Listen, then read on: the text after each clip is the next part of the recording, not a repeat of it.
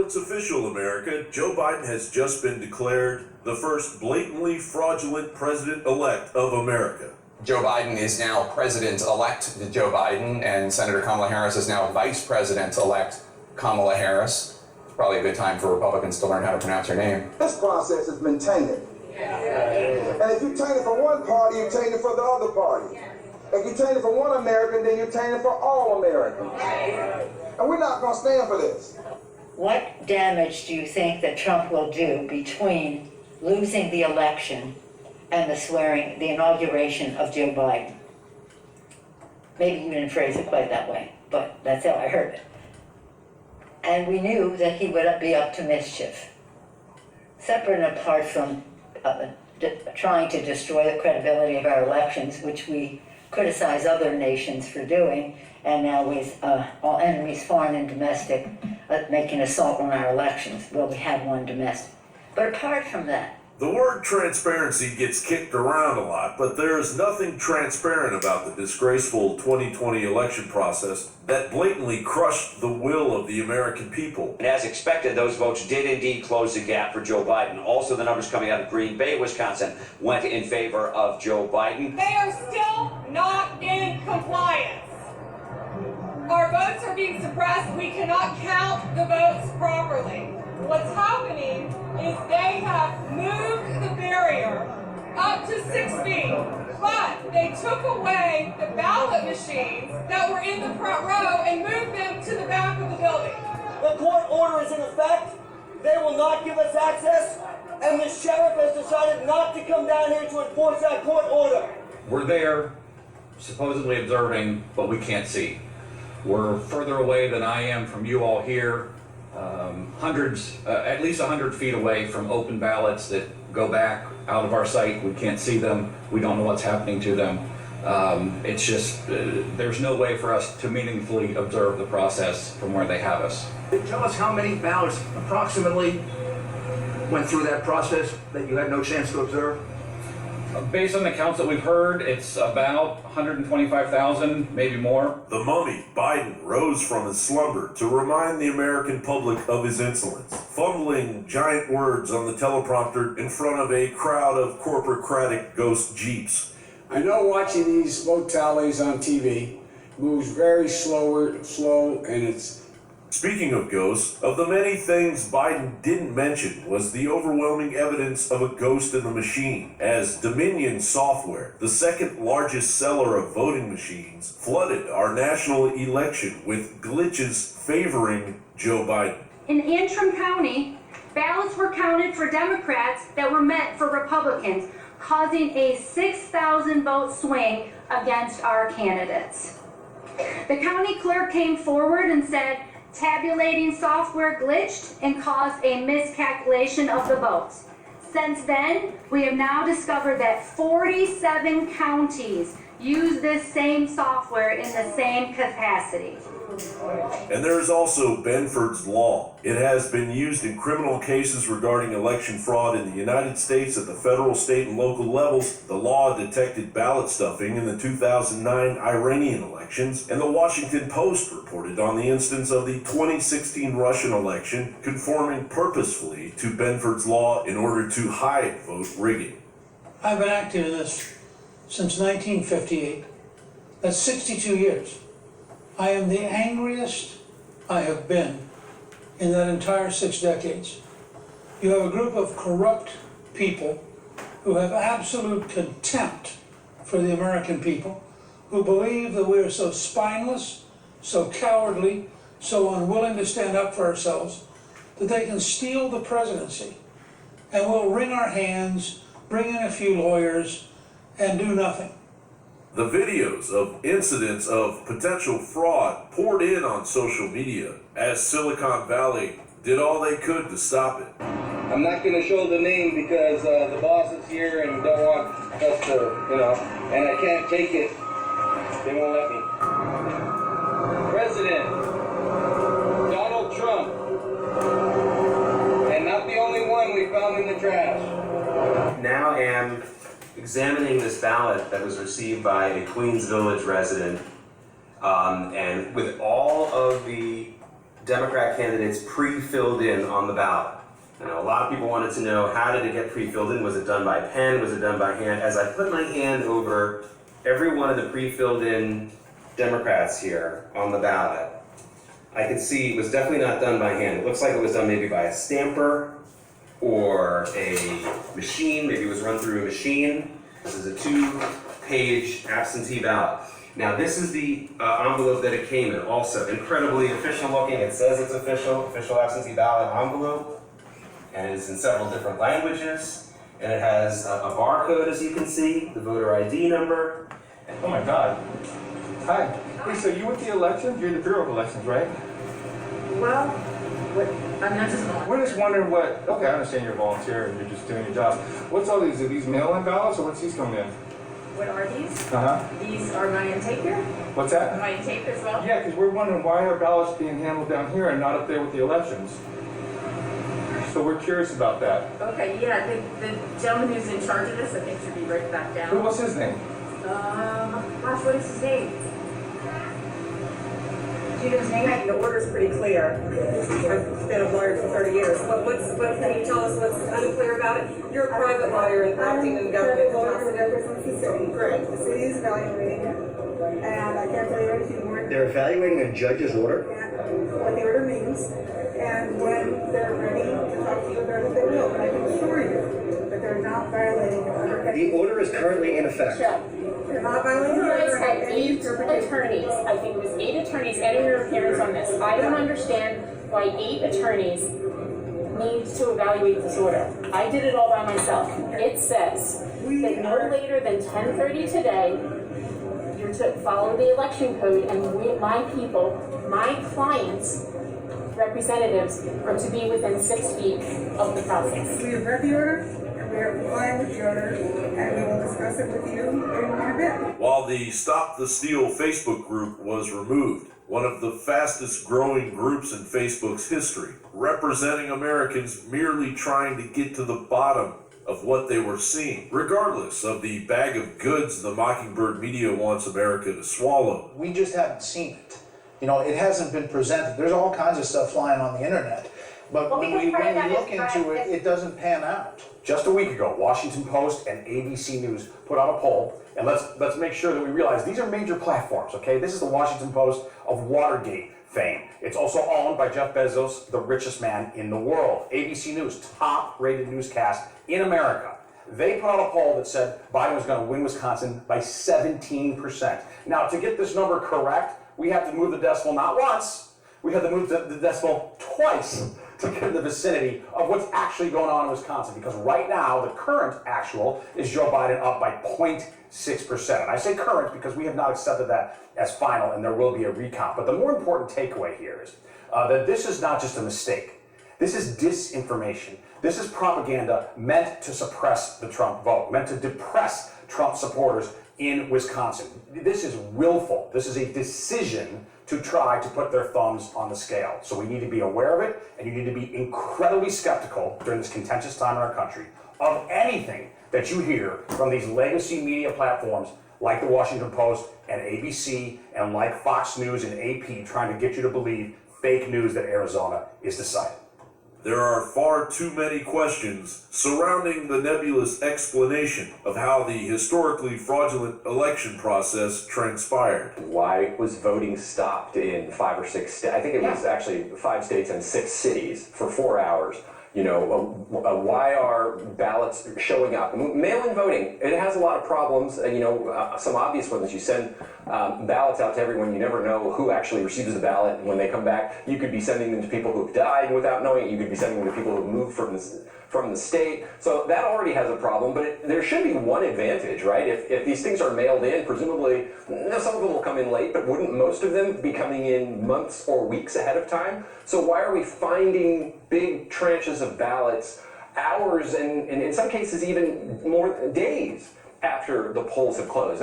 Shouldn't mail-in ballots already be there somewhere ready to be counted? It was about for that 3 vehicles arrived, a van, a Chrysler 300, and a Ferrari with 130,000 plus ballots. he said he was astonished as they started counting the ballots. He was astonished that every single ballot, like literally 100% of that 130,000 ballots were all Biden ballots. We wouldn't accept these election results from a banana republic. How are the American people going to be asked to accept these results when we don't have basic protocols for democracy in place? I've never seen anything like it. In Arizona, the media determined the outcome and never walked it back. If the current trends continue, as we have seen, because we follow the science, President Trump is going to overtake Joe Biden if you're going to win Arizona. Fox News declared Joe Biden the winner, but was swiftly corrected. Regardless, the legacy media propaganda mafia never corrected the election map. Congresswoman, and I know you've been very vocal, and there have been people all over the place who have been very vocal about our decision desk and the call that they made on election night. They stand by that call as of right now, and they say that the votes will not, the remaining vote, will not go to the percentage that he needs it to go. So here in Arizona, one of the biggest issues that we have right now is the use of a Sharpie pen that was used at the different polling places. On the Democrats' own website here in Arizona, they actually say, do not use red ink or permanent marker because this may result in a false read by the ballot machines. So that comes from their own website. So when we showed up to polling stations, they only gave us Sharpie markers. I specifically said, I don't want to use a Sharpie marker. Do you have a regular pen? She said, no, I only have a Sharpie marker. Use it. You're going to be fine. I said, what if it bleeds through to the other side? She said, don't worry about it. We've been doing it all day. It's not a big deal. So we went ahead and used Sharpie markers. You run it through the machine at the end. When you get done voting, you run it through the machine at the end. And then what happens in Arizona is you can go to this website to track your ballot. And from what I have seen, and it's not just me, it's like I have groups of neighbors and friends that as well this has happened to. But what happens is now when you go to check our ballot, it says that it is like for me personally, it says I'm not even a registered voter now. And a lot of people, it says that their ballot it hasn't been read, it hasn't been counted, it doesn't exist. Okay, what is that? And all those people behind you, did they have similar issues? Yeah, these are my neighbors, yes. Oh, all of you? In Michigan, at least 4 absentee voters were older than the oldest person on record, including Jason Lemoyne Daniel, who was born in 1850, making him 170 years old. In Wisconsin, there are 3,684,726 active registered voters. They counted 3,288,771 votes. That's an unbelievable 89% turnout. Not to mention that Joe Biden, who averaged less than 100 people at his rallies, while Trump averaged in the tens of thousands, has somehow broken Obama's voting record with 50.4%, a manufactured blue wave that should have flipped the Senate and strengthened the House, but it didn't. Virginia Representative Abigail Spanberger barely won, but said Democrats, quote, lost races we shouldn't have. She said defund the police almost cost me my race because of an attack ad. Don't say socialism ever again. And we are supposed to believe that Biden gained over 1 million votes in Pennsylvania since the morning after the election. And also that it is completely normal that thousands of Nevada votes were cast by non-residents. And most of all, we're supposed to believe that America overwhelmingly, historically, voted for a senile, corrupt pedophile globalist over their own future, the future of their children, and the future of America. It's about the American people. Do the American people have the right in an honest election with honest, legitimate ballots to pick their leader?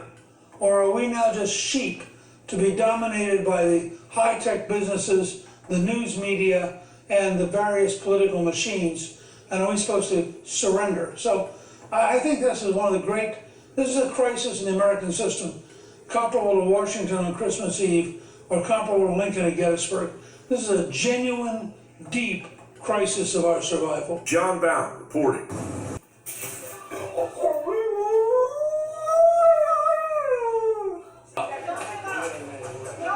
Eric Trump shared a national hotline for anyone worried they experienced voting fraud or that their vote wasn't counted.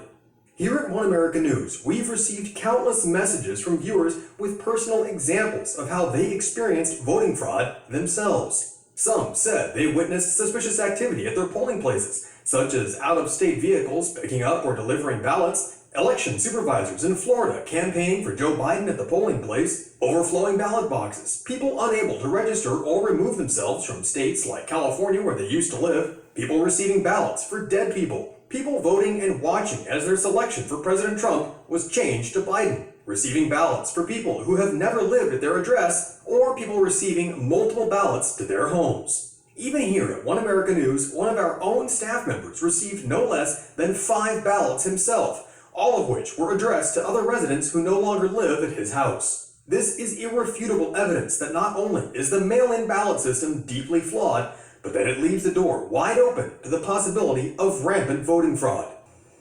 Media continues to declare that unless it is Russian, voter fraud exists nowhere in the United States. To challenge this, the Trump legal team is building a case to present before the Supreme Court, arguing that poll watchers were not allowed to meaningfully watch ballots being accounted for. My name is Brian McCaffrey. I'm a registered Democrat in the city of Philadelphia. Today, I'm at the Philadelphia Convention Center, and I am overseeing the ballot counters. I will let you know the corruption that is going on here. They will not allow us within 30 to 100 feet to supervise the ballots being counted.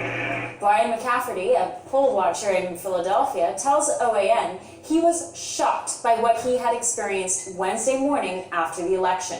I walked into the convention center, and the security was pretty tight. Okay, there was a front desk you go to. They check you off on the computer that you're here. You go to another person. You get your badge. You go through a security checkpoint with metal detectors, and then they have security guards outside the convention hall, the actual hall. It was Hall H. The hall's about, I want to say it's about 30,000 square feet. It's completely empty. You walk in it, you go through the double doors, and as soon as you walk into these doors, okay, there was a group of people, walking up to a group of about 15 people. Now, I don't know that they're with Biden's campaign. So I said, guys, do you know who is in charge of, the Trump campaign, who was organizing the poll watchers for the Trump campaign? And a woman got very nasty with me. She said, "You're not with us, you're over there." So I went over and I sat down next to a couple people who were working a shift were poll watchers for the Republicans. This room is about 30,000 square feet. I'm going to guess, 30,000 square feet. Right. You walk through these double doors, and 1/8 of the hall, okay, is we had about 1/8 of the hall is space to walk around, and there were metal gates. The metal gates, about 6 feet before the metal gates was a line that you were not allowed to go past. So that's an additional 6 feet, okay? You were allowed to sit down in a chair and you could just watch. No one told you what to look at. You couldn't see anything. The closest desk, I'm going to say was this is on Wednesday, about 25 feet. 25 feet, okay? Now, these desks where people were sitting, sorting ballots, and there were machines, okay? They went all the way back to the convention center. So the closest desk, okay, someone that's counting ballots or putting them through a machine, was 25 feet from us, and there were people all the way in the back. So the furthest was probably about 150 feet. Unless you were Superman and you had X-ray vision, you weren't seeing anything. McCafferty says his fellow Republican poll watchers were also outraged and filed complaints with officials there, to no avail. McCafferty says the most concerning thing about this episode was that further down the road, when legal challenges are brought on grounds of voter fraud, technically the defense will argue poll watchers were present. But realistically, even if the poll watchers were in the room, they weren't allowed to do their jobs.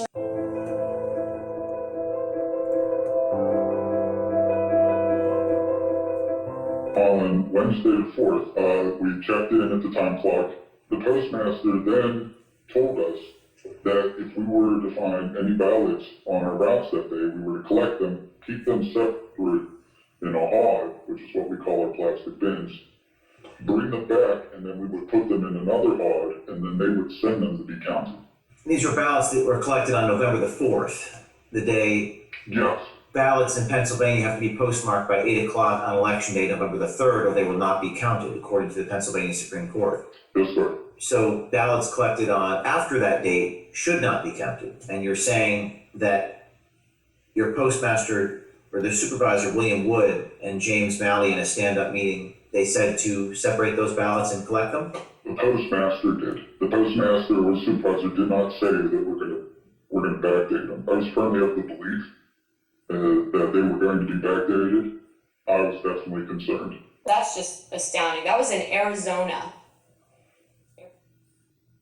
The ASU Polytech earlier, that like 4 different polling places were doing Sharpies all in, like between Green Creek and like the edge of Gilbert. Yep. And those ones are not being counted. Yes. They're invalid. Yes. Yes. I approved. So they're invalidating votes is what they're doing. Yes. Yeah. Yes. Like that's how I feel this year. Okay. And then there was a guy that actually came out and yelled at me 3 times. They both came out. Oh, no, they called the sheriffs and said that, and told us to stop handing out the ballpoint pens, in which case, those are the only ones that are actually being counted and validated. I used your